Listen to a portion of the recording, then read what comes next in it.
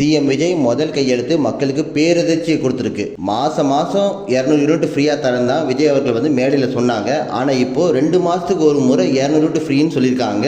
500 யூனிட்டுக்கு அதிகமாக யூஸ் பண்ணிட்டீங்க, அந்த 200 யூனிட் ஃப்ரீ வந்து அப்ளிகபிள் ஆகாது, 100 யூனிட் மட்டும் தான் அப்ளிகபிள் ஆகும். இதை திமுக, நாம் தமிழர் கட்சி இவங்கெல்லாம் இதை வந்து விமர்சனம் பண்றாங்க. திமுகக்கு விமர்சனம் பண்றது தகுதி கிடையாது.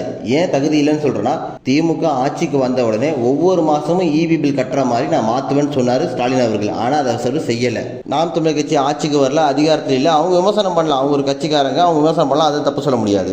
ஏன்னா அவங்க வந்து இலவசத்தை வந்து எதிர்த்து நின்னாங்க.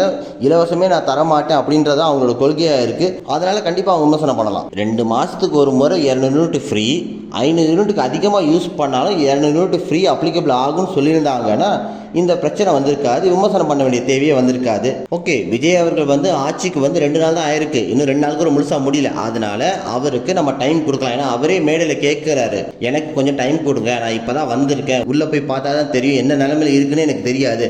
அதனால கண்டிப்பா நம்ம முதலமைச்சர் விஜய் அவர்களுக்கு 2 மாசமோ 3 மாசம் டைம் கொடுக்கலாம். அந்த 2 மாசம் 3 மாசத்துக்கு அப்புறமாட்டியும் விஜய் அவர்கள் வந்து மாசம் 200 யூனிட் ஃப்ரீயா கொடுக்காம, கரண்ட் பில் வந்து மாசம் கட்டுற மாதிரி மாத்தாம, இதே 2 மாசத்துக்கு ஒரு முறை கரண்ட் பில் கட்டுற மாதிரி இருக்கு, 500 யூனிட் தாண்டி யூஸ் பண்ணிட்டா 100 யூனிட் மட்டும் தான் ஃப்ரீயா இருக்குன்னா கண்டிப்பா நம்ம விமர்சனம் பண்ணலாம். அது வந்து திமுக விமர்சனம் பண்ணலாம், அதிமுக பண்ணலாம், நாம் தமிழர் கட்சியும் பண்ணலாம். நம்மளும் கண்டிப்பா அந்த கேள்வி வந்து கேட்கலாம். லைக், ஷேர், கமெண்ட் பண்ணுங்க, சப்ஸ்கிரைப் பண்ணுங்க. நன்றி, வணக்கம்.